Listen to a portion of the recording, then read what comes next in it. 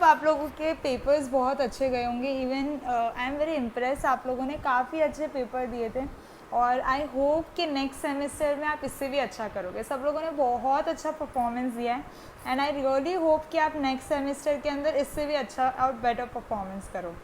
चलो, सो हम लोगों ने 13 चैप्टर तक हमारे जो फर्स्ट सेम है उसके अंदर आ गया, तो हम 14 चैप्टर से यहाँ पे स्टार्ट करने वाले हैं. तो चैप्टर का नेम है बेस वाज पाम. ठीक है, तो यहाँ पे एक स्टोरी है, मतलब एक सन है और उसके जो फादर हैं जो फार्मर थे उनसे रिलेटेड स्टोरी है. Let's start. I am Beswa, my father is a farmer. अब यहाँ पे वो खुद को बता रहा है एंड वो अपने फादर के बारे में बता रहा है कि भाई मेरे जो फादर है वो फार्मर है. फार्मर मीन्स जो खेती करता है, ठीक है, जो हम खेडूत बोलते हैं उसे. He live in Bilvanika village in Karnataka. Karnataka के अंदर एक छोटा विलेज है, वो वहाँ पे रहते हैं. ठीक है, it is the month of July. ये जो महीना है अभी जिसके बारे में ये बता रहा है वो है जुलाई का मंथ. लाइक एवरी ईयर, हर साल जैसे अप्पा मीन्स उसके father. My father is preparing the field to sow the onion crop. तो जुलाई के महीने में उसके फादर हर ईयर, मतलब हर साल वो इस टाइम पे ऑनियन, प्याज की खेती करते हैं. तो उसके लिए उसके क्रॉप्स बोते हैं वो. ठीक है, सो करना मीन्स उसके क्रॉप्स को बोना. There are so many things to be done at this time. अब देखो क्या होता है जब हम लोग कोई भी फार्मिंग के बारे में बात करते हैं, इफ़ अगर आप लोगों ने अपने घर पे कभी भी कोई भी क्रॉप की फार्मिंग की, मतलब छोटा सा अगर हम गमले में भी उगाते हैं, जैसे आपने कोरिएंडर, धनिया या फिर आपने लहसुन, ऐसा कुछ उगाना है, तो आपको पता होगा कि इतना ईजी नहीं होता. जस्ट हमें बो देना ही इनफ नहीं होता, बहुत कुछ प्रिपेयर करना होता है. मिट्टी खोदनी पड़ती है, देन उसमें सीड बोना पड़ता है, देन उसको पानी देना पड़ता है, फिर वो स्प्राउट होता है और फिर उसमें से खिलता है. राइट, तो ये सारी की सारी चीज़ें फार्मर को करनी पड़ती है. तो यहाँ पे वो बोल रहा है कि जुलाई के मंथ में उसे ये सारी चीज़ें करनी पड़ती हैं. तो there are so many things to be done at this time. इस टाइम के तो उसे बहुत सारी चीज़ें करनी होती, जैसे to help him I to go to the field. अपने ही फादर की हेल्प करने के लिए वो खुद भी फील्ड में जाता है विथ अप्पा अपने फादर के साथ. Right, in the last few days Appa has been using the kunti and iron rod to dig the soil, loosen it and make it soft. देखो क्या होता है, इफ मतलब आप लोगों ने may be, I don't know आपने देखा या नहीं, आपने अपने फादर को या फिर जब आप विलेज में गए होंगे तो आपने फार्म्स वगैरह देखे होंगे, तो काफ़ी ज़्यादा बड़ा एरिया होता है. ठीक है, और वो बड़े से एरिया के अंदर सबसे आप डायरेक्ट किसी भी फार्म पे डायरेक्ट सीड ना बोते नहीं हो. ठीक है, सबसे पहले उसे खोदना पड़ता है, लूजन करना पड़ता है. पहले कैसी होती है, एकदम है ना स्ट्रेट लैंड होता है. उसे खोदने के बाद उस मिट्टी को ऊपर नीचे करते हैं, देन उसे सॉफ्टन करते हैं, बड़े बड़े ना उसके गांठ बन जाते हैं. तो उसे तोड़ के पहले उसे एकदम महीन लूजन किया जाता है. अब लूज़ करने से बेनिफिट क्या होता है, लूज़ करने से वो उसको है ना एक एयर जो होता है, एयर गैप क्रिएट होता है. ठीक है, तो उनके अंदर है ना एयर कंज्यूम होती है, which is good for agriculture. तो उन्हें वो मिट्टी को लूजन करना पड़ता है, जिसकी वजह से वो मिट्टी मुलायम हो जाती है. ओके, तो यहाँ पे वो एक आयरन के रॉड का यूज़ करते हैं. इफ़ अगर आपने देखा होगा तो है ना आयरन का आगे से सी शेप का बना हुआ आता है, समथिंग लाइक ऐसा, जो मिट्टी को डिग करना मतलब खोदने के लिए काम में आता है.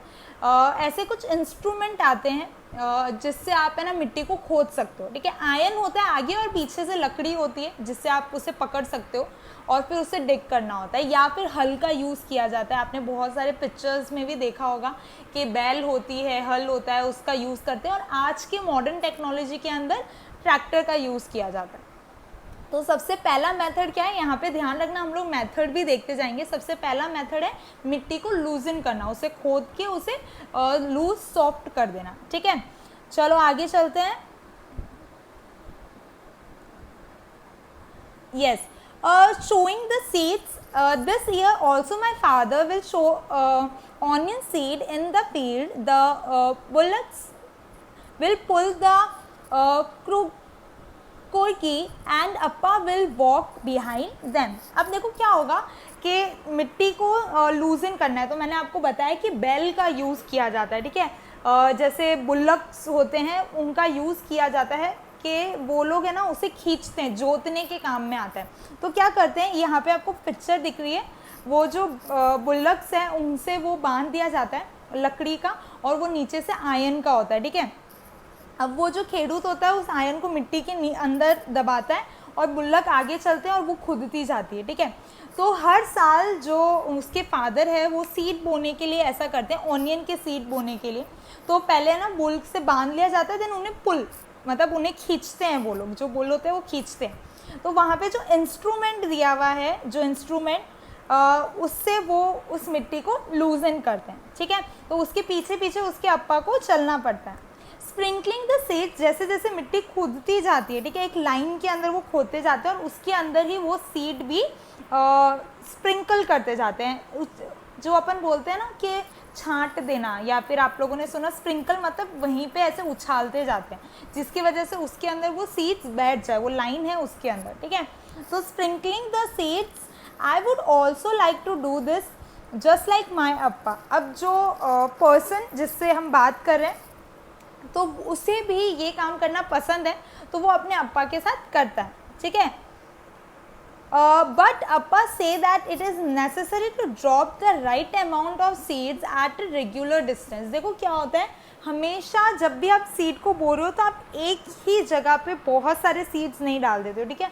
अगर आप एक ही जगह पे बहुत सारे सीड्स डाल दोगे तो उनके जो रूट्स हैं वो प्रॉपर तरीके से है ना उग नहीं पाएंगे, जिसकी वजह से वो सारे के सारे है ना पेड़ ही मर जाते।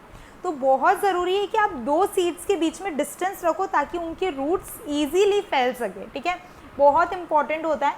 तो यहाँ पे उसके अप्पा उसे समझा रहे हैं कि राइट प्लेस मतलब जहाँ पे वो सीड बो रहे हैं उन दो सीड्स के बीच में राइट स्पेस होना काफ़ी ज़्यादा ज़रूरी है और इसका ध्यान रखना चाहिए। एक रेगुलर स्पेस क्रिएट होनी चाहिए कि हर इतने है ना स्पेस के बाद आप सीड बोगे, तो जिसकी वजह से उन रूट्स को गैप मिलता है, स्पेस मिलती है जहाँ पे वो ग्रो कर सकते हैं और जिसकी वजह से वो हेल्दी ग्रो भी करते हैं।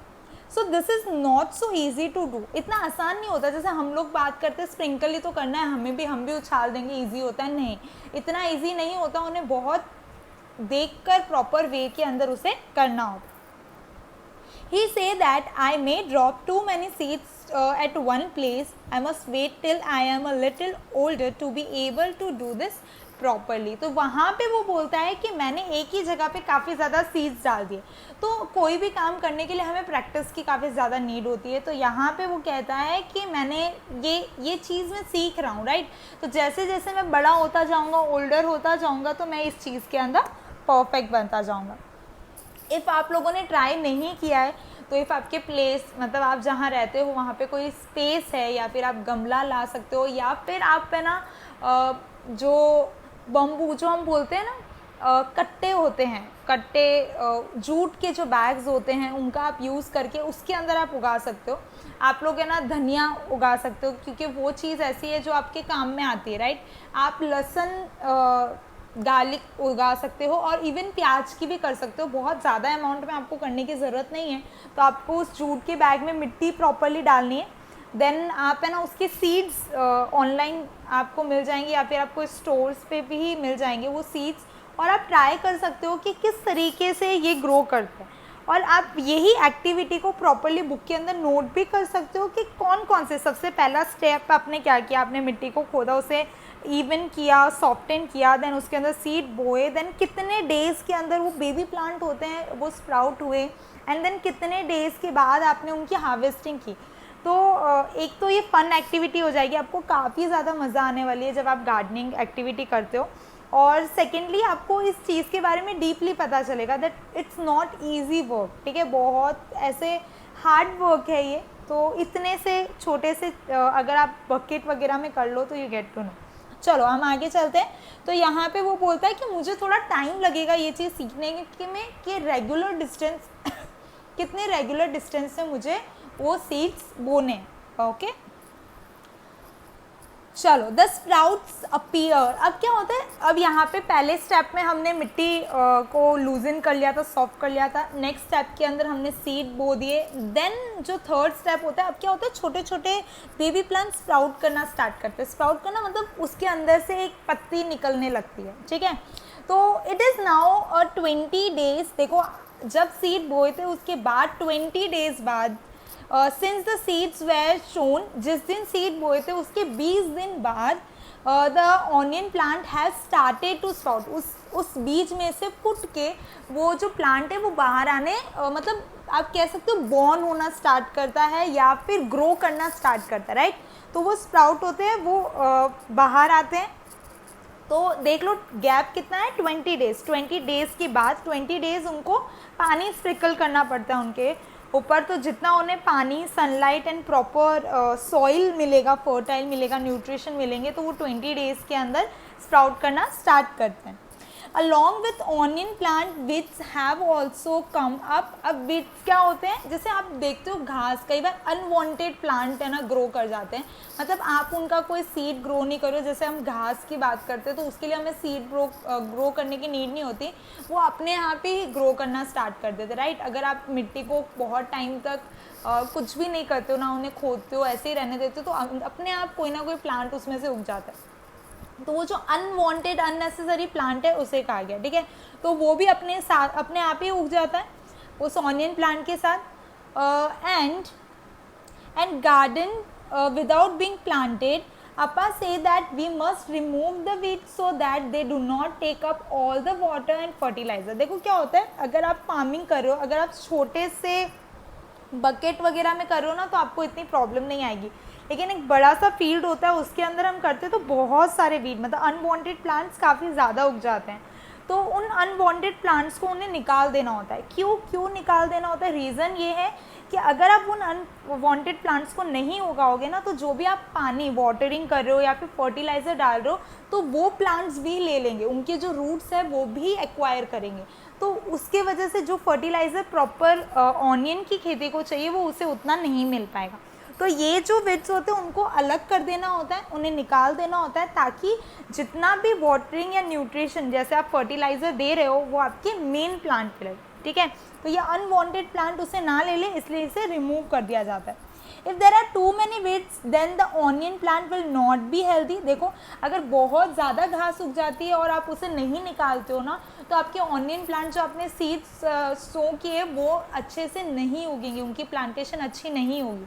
तो आजू बाजू जो अनवांटेड प्लांट है उन्हें आपको निकाल देना। अम्मा, uncle and I we all help अप्पा to take out the weed. अब वो उसकी मॉम, मतलब अम्मा मीन्स उसकी मम्मा एंड अंकल मीन्स उसके चाचा, एंड वो तीनों ही जाके अप्पा की, मतलब उसके फादर की हेल्प करते हैं फार्म के अंदर, जहाँ पे वो ये अनवांटेड जो प्लांट्स होते हैं उन्हें निकाल देते हैं, ठीक है।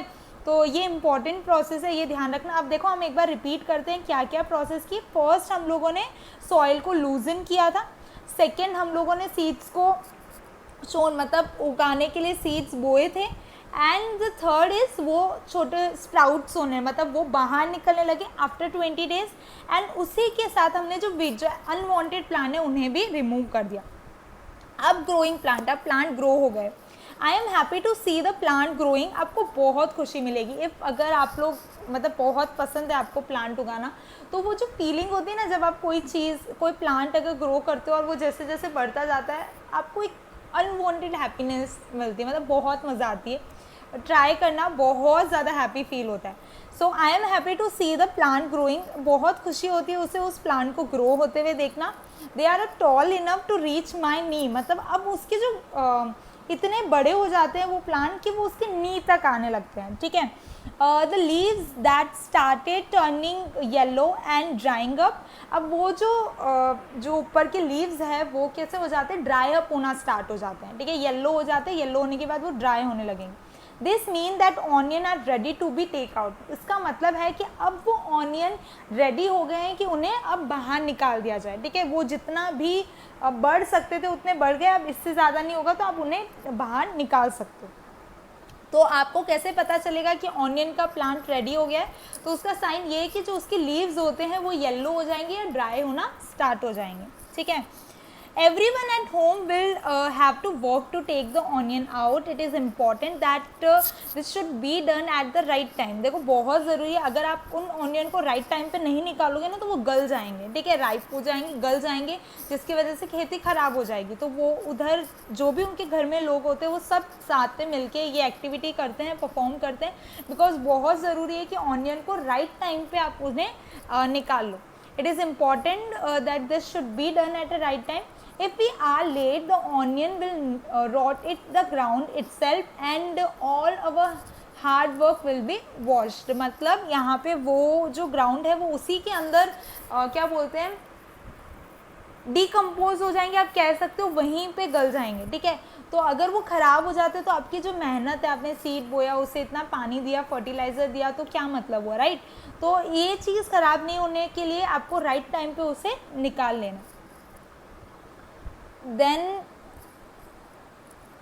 Everyone at home is happy. जब हार्वेस्टिंग हो जाती है, मतलब अब ऑनियन रेडी है, ऑनियन को बाहर निकाल लिया है, तो सब लोग बड़े ही खुश होते हैं, बिकॉज उनका जो एग्रीकल्चर है वो कंप्लीट होता है.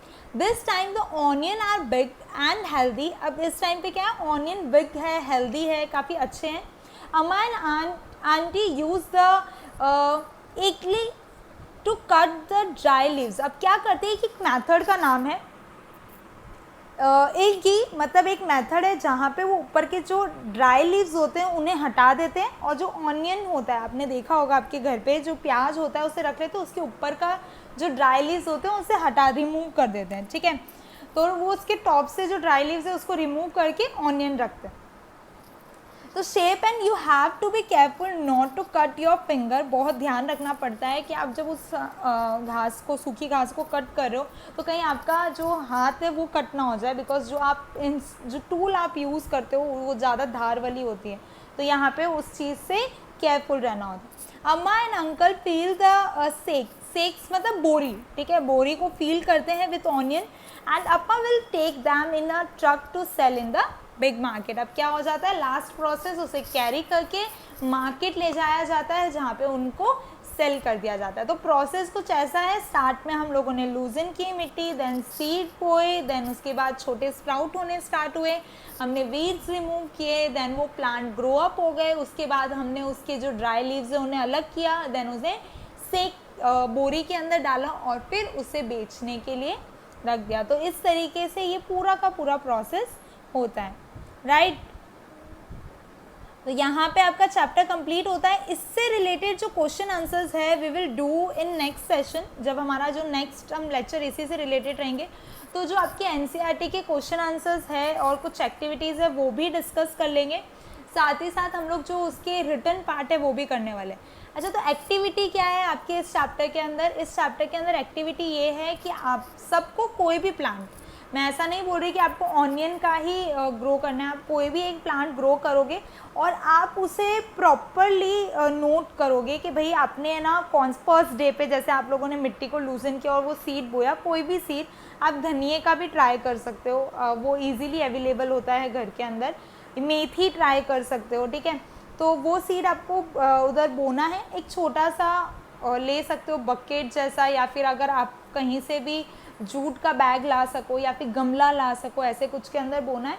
और कितने डेज़ के अंदर वो स्प्राउट, सबसे पहले आपने फर्स्ट डे पे उस सीड को बोया, ठीक है, देन आपने ना कितने डेज़ के अंदर वो स्प्राउट होना स्टार्ट करते हैं और कितने डेज़ तक वो एक अच्छे पोजीशन पे मैच्योर हो जाते हैं. मैच्योर मतलब एक अच्छे ग्रो अप हो जाते हैं, राइट.